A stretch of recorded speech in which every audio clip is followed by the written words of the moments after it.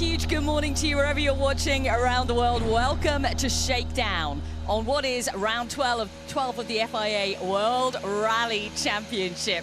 It's CER, we are crossing borders this weekend with competition, and we're ready to go with our first run of Shakedown. I'm Bex Williams, alongside me is Mike Chen, and you're looking right now at our championship leaders, Sebastian Ogier and Vincent Londe. It is going to be a huge title fight towards the end of the season, and we are here for it. Huge good morning, Cerny. How you doing? Yeah, all good, Bex. Excited at the prospect of the weekend ahead. I love a bit of tarmac rallying, and right on cue, Sebastian Ogier finds himself at the top of the championship table, doesn't he? As we head into the tarmac round, that's exactly where you want to be, first on the road on a tarmac rally. Perfect conditions, yeah. Exactly. Lots of we were talking about this a moment ago, lots of anti-cutting devices this weekend, aren't there? Previously, we've seen, you know, big cuts, and as a result, all that muck gets pulled out onto the road. So if you're running later on on the road, it's very, very slippy when you arrive at the corner, but they've put lots of anti-cutting devices in, which should even things out a little bit. Personally, I'm not a massive fan of them myself. I think it's all part of rallying, but yeah, it should make it a little bit easier for those running a little bit later on. I tell you what, though, you can guarantee these guys will be taking cuts where they can find them. As you mentioned, though, it is the perfect spot for Ogier to be in. It's a 2-point advantage in the championship right now over Toyota teammate Elfyn Evans. Really glad that we're back on tarmac. We've had a super summer of gravel. Hey, what's going on here? Yeah, the dashboard changed on Seb's car just momentarily there, didn't it? You can see he's in stage mode. That big 5's giving him what gear he's in, and then it just changed down to, we saw it change. It was just giving him what looked like kilometers an hour in white. So I don't know if there was something else going on.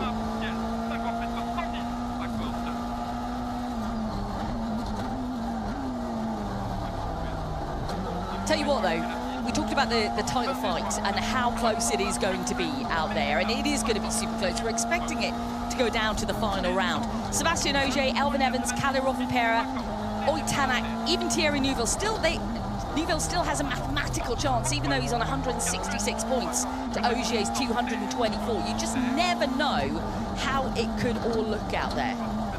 Yeah, exactly, and so much to play for, and again with tarmac rally, particularly if the weather comes in, Bex, you can see how much the surface has changed straight away. We'll see this throughout the weekend as well. When you come off, yeah, it's all sealed surface, but when you come off like a hard, really nice, smooth surface, it offers up high grip, and then you get onto the broken concrete, the grip levels change instantly. You've got to be aware of that, and again, it makes it so important to get the recce right. Sebastian Ogier through with a 2-minute 20.6. And you talk about recce, obviously we see this shakedown stage is part of stage 1 and 2 this afternoon, so it's the middle section of the stage that we see run later on. So they're getting a good visual of the midsection of stage right now. Sebastian Ogier go through the 2:20.6. We've got Molly Pettit at the stage end asking questions. Let's cross out to her now.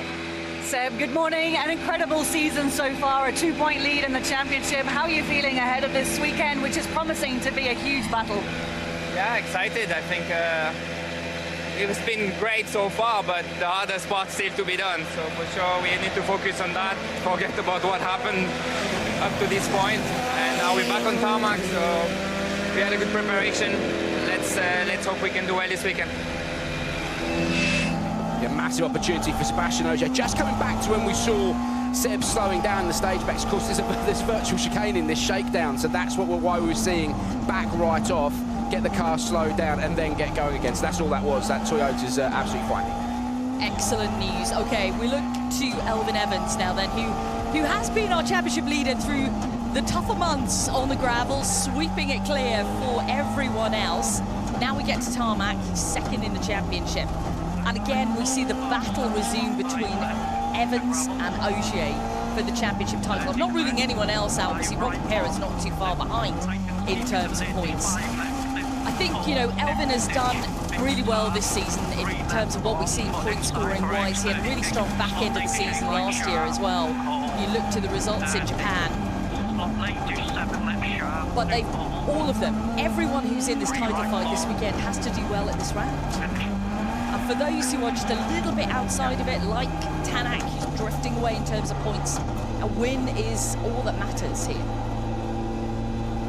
Elvin just 1.6 seconds adrift of Ogier's time. Then we'd love to hear from you, your thoughts on the title battle as we head into CER this weekend. Who's your money on come the end of the season? Who do you think is going to actually step up to the plate and take the 2025 championship title?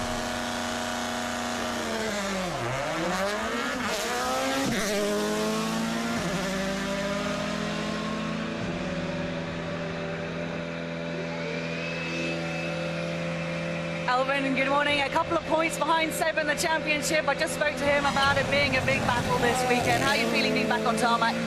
Yeah, looking forward to the weekend.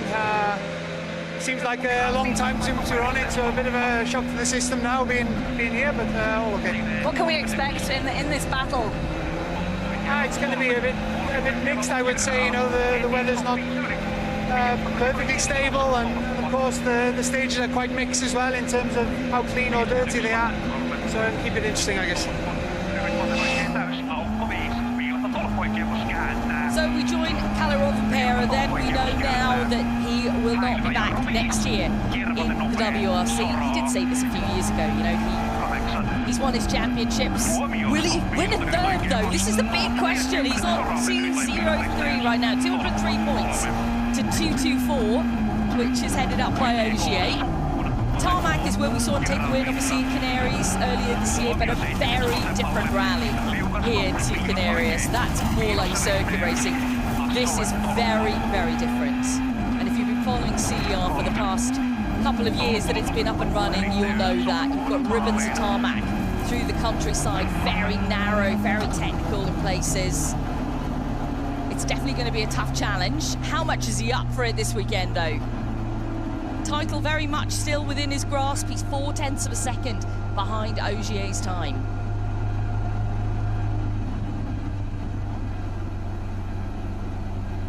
I think on these final three as well, he's going to want to enjoy it out there, Cerny, and show us something a bit special. Yeah, exactly. Look, it's really exciting for Rovanpera. I say, you know, obviously we're going to miss him enormously in the service park, but he wants to go and try something different. He's got age on his side. He's definitely got talent on his side, so why not? It's going to be a big ask, but yeah, for now he's just got to focus on these final 3 rounds. Kalle, good morning. Back on tarmac. It's still a fight in the championship. Are you ready for it? Yeah, I feel like we are ready to fight for sure. It's nice to be back on tarmac. Obviously, this is a bit special rally in a way. We have 3 different kind of stages in one weekend, and it's definitely a difficult one. But I hope the weather is good, so it's gonna be an enjoyable weekend. Yeah, he's right. 3 different countries, 3 different characteristics of stages. We'll go through that with you during the weekend, but let's get on board with Tanak, another title contender for us. 1 win this year, that was in Greece. Total of 5 podiums across 2025 for Tanak. And of course, crucially, the winner here last year. Yeah, I mean, obviously, Hyundai have previously been very, very good on sealed surface events, haven't they? Thierry Neuville won here in 23, or Tanak won in 2024. Or using the same spec car that he was running in Monte Carlo, just hanging the back out of there. Very slippy down through that final section. Someone's going to get caught out and shakedown at some point through there. The grip level's just ebb away. And this man, I can promise you, Vex, is going to be going absolutely hell for leather throughout the entirety of this weekend. I'm sure we're going to see fireworks from Tanak.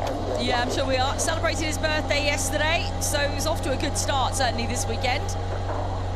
0.3 of a second adrift of Ogier's fastest time, 2:20.6. So interesting still that the first man on the road has set the fastest time on run 1 of Shakedown. We'll hear from Oid in a few moments. Let's get to our reigning world champions now, Thierry Neuville and Martin Vidal again.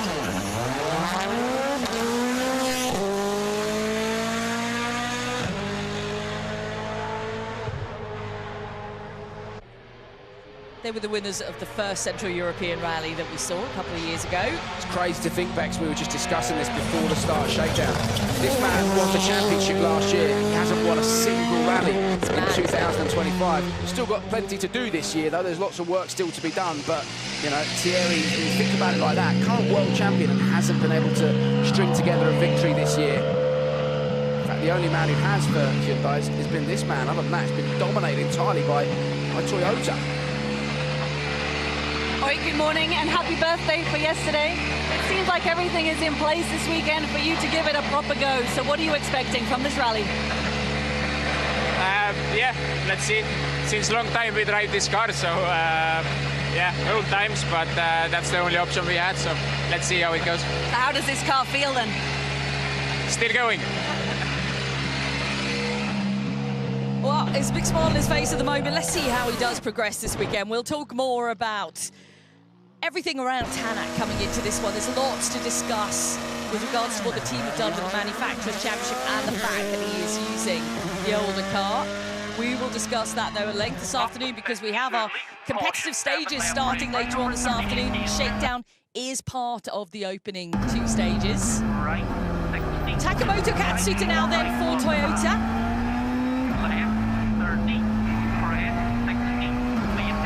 He was 5th on the first Central European Rally, 4th last year. So no pressure, but we're expecting a podium this year, Tanak.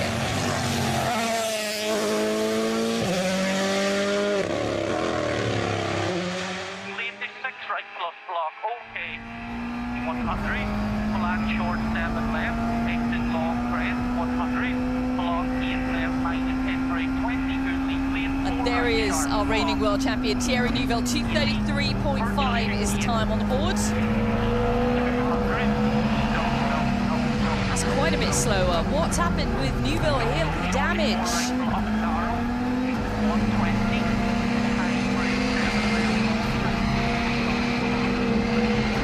Jerry, good morning. We were questioning the time a little bit and then we see some damage on the car. What happened? I just braked too late on the first junction.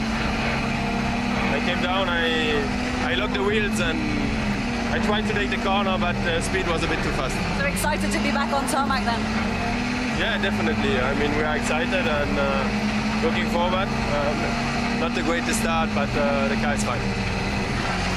Do you know what, Cerny? We've seen so many incidences on this event, and yet Thierry's been part of that over the years. He had 2 offs in 1 stage. Yeah. 1 year. Yeah, that cost me a bit of time. Look, if you're going to make that mistake, Shakedown's the place to do it. Test the boundaries, and you know, cold tyres, bitey, cold brakes straight out of the box. You know, just coming down to a junction, just popped on the brakes a little bit too late and got caught out.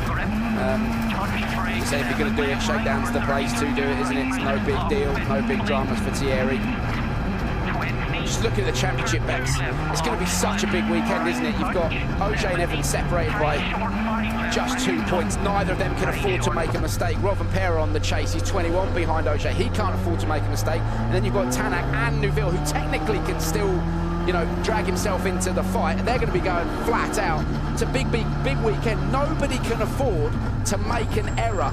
And on a rally like this, where you've got so much grip, and then if you overstep the mark, the grip just dissipates away instantly, it's very, very hard to judge on what you can get away with on a tarmac rally, particularly if the conditions are changeable.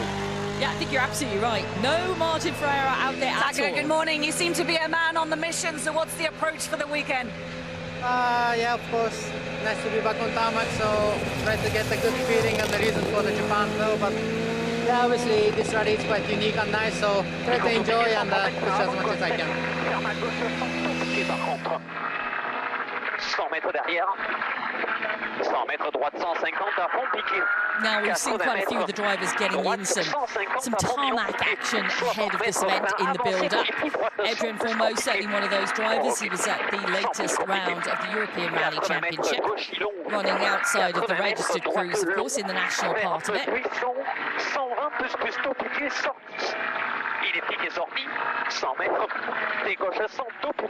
Difficult year for him last year on this event. It was going well until on the large beyond borders stage he had a bit of a moment, damaged the car, and that catapulted him down the standings. But he has won the WRC 2 category here before. Fourmaux and Neuville running a slightly different damper setup on the revised car this year, so running the same car that we saw previously in Chile, but with a revised damper setup. So it'll be interesting to see how they get on.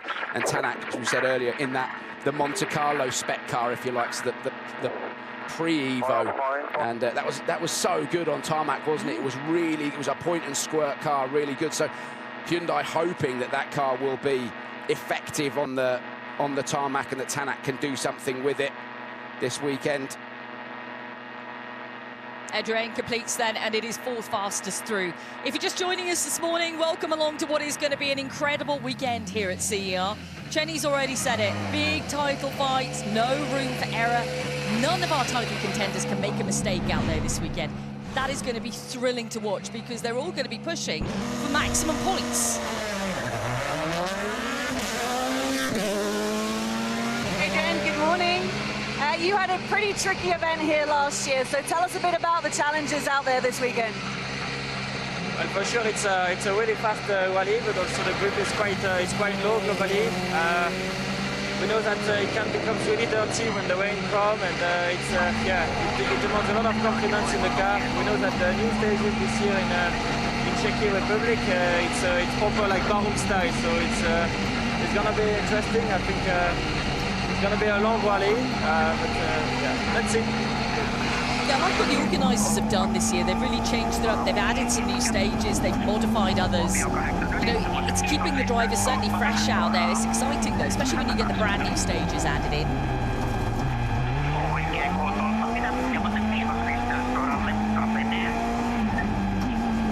A lot of the drivers here have got good experience of CER. Sami Pajari is certainly one of them.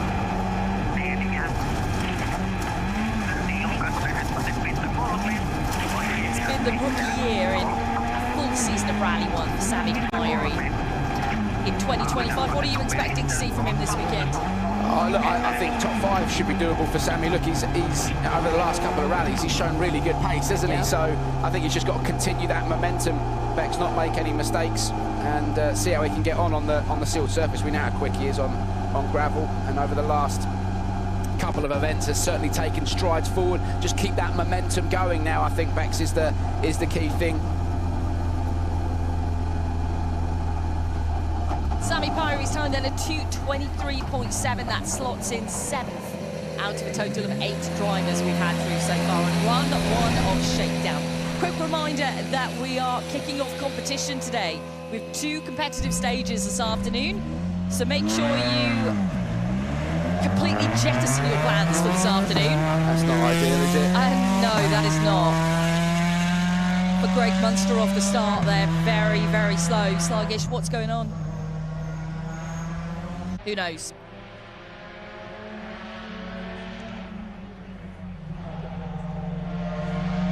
Plenty of time to take that photograph, sir, because that M Sport Puma is obviously not going on full tilt. You can see the hazards on for Gregoire Munster. We'll just get through the stage and then come back to service. Let's hear from Sami in the meantime. Sami, good morning. What's it like going back on tarmac after 7 gravel events? Yeah, it's something very, very different.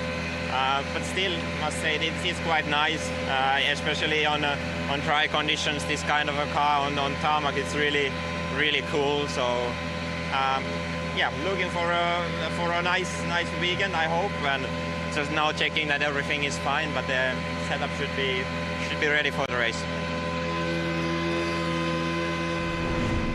It has been quite the run of gravel events without tarmac, so it is nice to get back to it.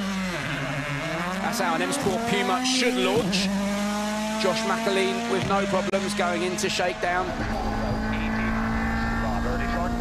So there is a remote service out at Bad Griesbach, which is where the Shakedown is based. See whether Josh just comes in there or whether he actually comes all the way back. Not Josh, sorry, Greg comes all the way back here. We'll hear from him shortly when he completes. Yeah, that Puma in road mode, obviously when he left, so whatever it is, it's a reasonably big issue that they'll need to get on top of quickly. I think as well, you want to come and do this Shakedown. Now we're into the virtual chicane. You see Josh stomp on the brakes, get the car slowed down. And you heard Owen say go, and it's within the 2 boards. You saw the green board there. So they've got to do it within that time frame. saw Sebastian Ogier caught us out briefly because we didn't see the virtual chicane boards, did we? That's all that was. Starting to see them used more and more. Here's Gregoire saving to the end of the stage, just see if we can find out what's going on inside that car. Yeah, let's cross out to Molly Pettit. He's there for us then. Get the lowdown on Munster.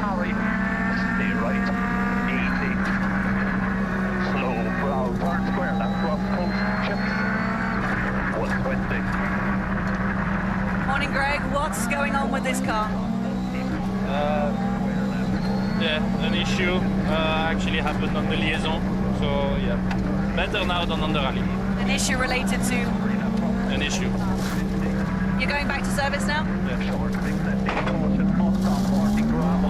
He doesn't look too worried, does he, Bex? I think they'll be able to get that sorted. And again, he's right. If you're going to have a problem, this is the place to have them. It hasn't cost them anything other than a run through Shakedown. The rubber will be barely scrubbed in, so yeah, just go away, get it sorted, come back and have another go at it. Josh McErlean completes, and his best result this year was on tarmac, so it'll be interesting to see how he goes here in Central European. It's a unique rally, this, isn't it? I was chatting to Elvin Evans about it, and, you know, there was the comparisons drawn between Canaries, and we were like, well, you can't compare it. You can't, because they're two completely different events. So the setup that you had for Canaries, you can't just mirror that when you come here, because the nature of the road is completely different. You can take what you've learned, of course, but you can't just mirror it. It's very, very different. A unique place. Morning, Josh. Back on tarmac. It's been 7 gravel events. How does it feel? Fast. It's always a wake-up call to come back to the tarmac in these cars, but looks like a really enjoyable weekend ahead, and yeah, let's keep on trying to get on top of this machine.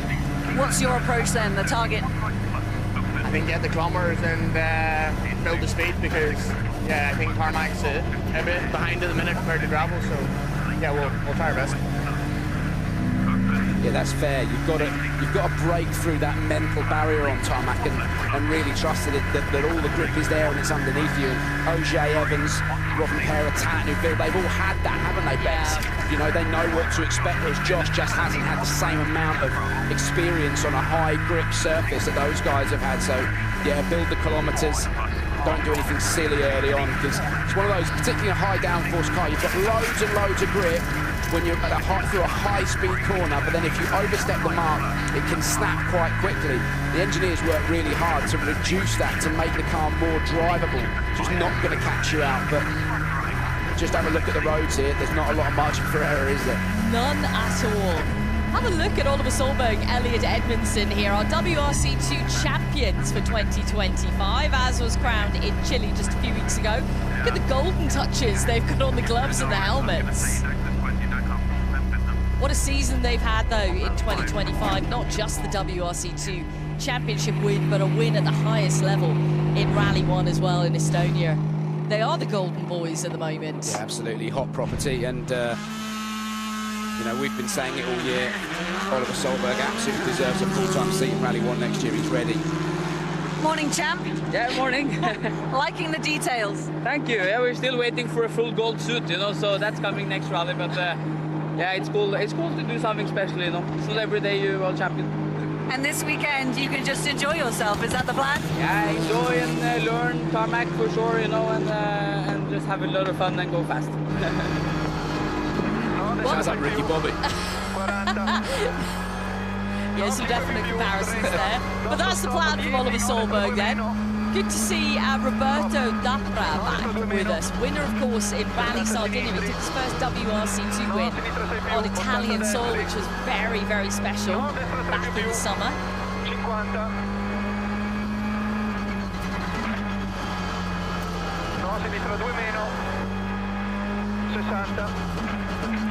He did a tarmac rally in September to get himself kind of in the mindset.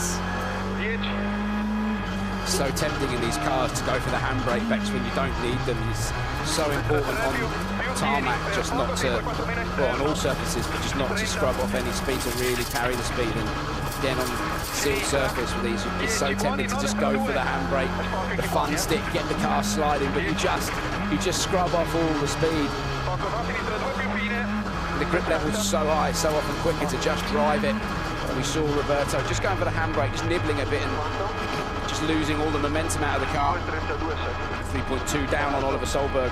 You're right, he's a young man who's definitely gone from strength to strength from where we saw him last year, so he's just been on the up and up. He has. Past few years, we've seen improving pace from him, and then to deliver a win at what was a very dramatic Rally Sardinia in WRC2 this year. Really special. See what he can deliver here on tarmac, though. As we switch out to Nikolai Gryazin, Konstantin Alexandrov.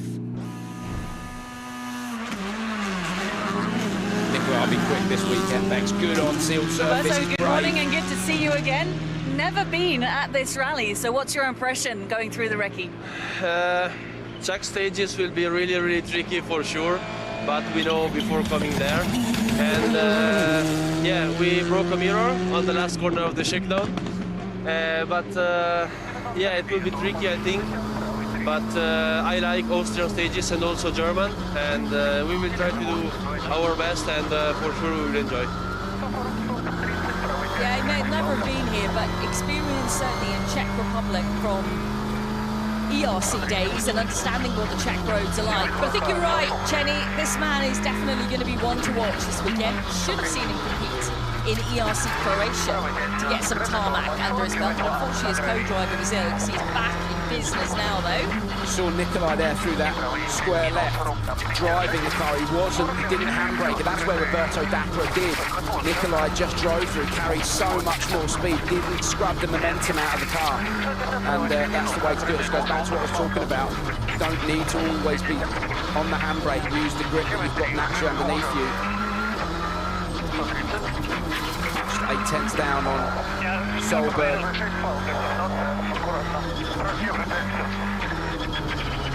Nikolai will be quick this weekend, I'm sure of it. He's so brave, and you know, it's interesting when you look at his driving style. It's really smooth on the tarmac. When you watch him on the gravel, he's throwing the car around. He's almost got two different driving styles, both of which work for him. But yeah, he'll be right in the fight this weekend, I'm sure. As should this young man, super quick on sealed surface events.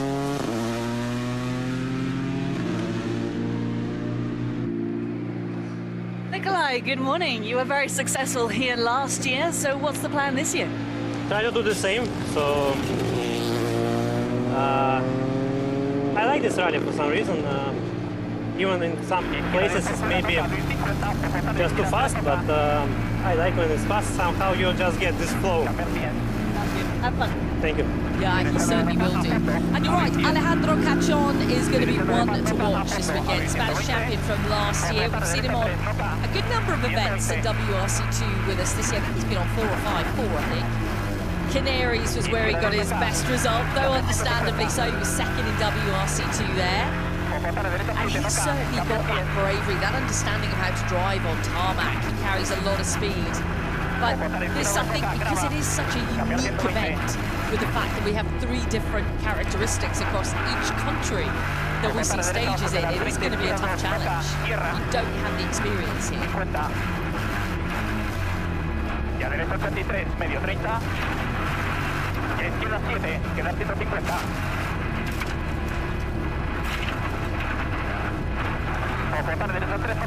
It's a good angle with a light like that. You can see the angles that the car is at, you know, where it's sliding around, the work effort that Alejandro's putting in. There you go, exactly the same time as Nikolai Gryazin through there, Bex. Yeah, just 8/10 of a second off the fastest time of our WRC2 champion, Oliver Solberg.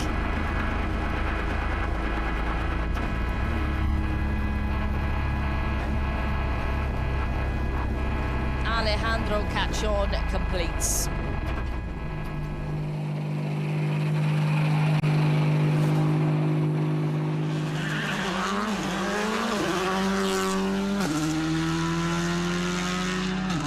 Cerny just off the start line. Alejandro, good morning, and it's great to see you back in the WRC. That's second quickest to Oliver Solberg, just 8/10 off the pace. You feeling ready for the weekend? Hello, it's nice to see you again. Yes, it was a really long holiday this summer, but we are here again. It's a nice rally I did in 2023, so some stages are similar. I hope to do a great work here.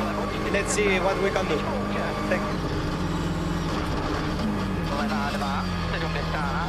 Now on board with Cerny. Seen him again on just limited number of WRC runs this year. Best result for him was right at the start of the season, and it was on tarmac. That is where his strength really lies. Makes fourth in Monte Carlo.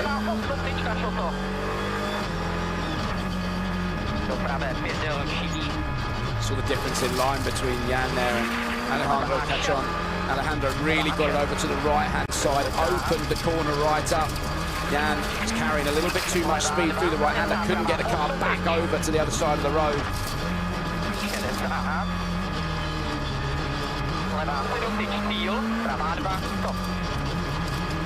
2.4 down on Oliver Solberg. Just those little things, Bex, that it all adds up when you come through the stage. And we're talking a matter of, 2 feet. But Alejandro was able to open the corner up. It allows you to carry more speed. Racing lines, basically. And it makes all the difference. And you've got to get it perfect at every corner to be able to string together a stage win in time.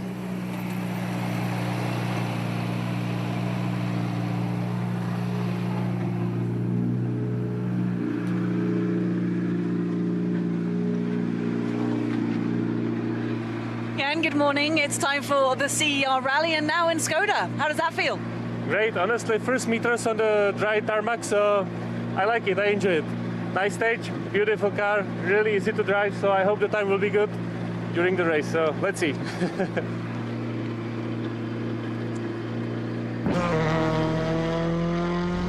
Let's take a look then at the stage classifications for Run 1 of Shakedown, with Sebastian Ogier, our championship leader and the first man on the road, setting the fastest time. Is that a sign of things to come this weekend? 2:20.6 was the time. Tanak was 0.3 of a second behind that. Then Rovanpera, Fourmaux, Evans, Katsuta, Pajari and McErlean to the top 8, with Solberg and Cachon rounding out the top 10. Of course, the first 2 WRC2 drivers through on Run 1. That's the way it stands then as we complete the competition element of Shakedown. We're now going to cross out to the remote service point in Bad Griesbach and join Kiri.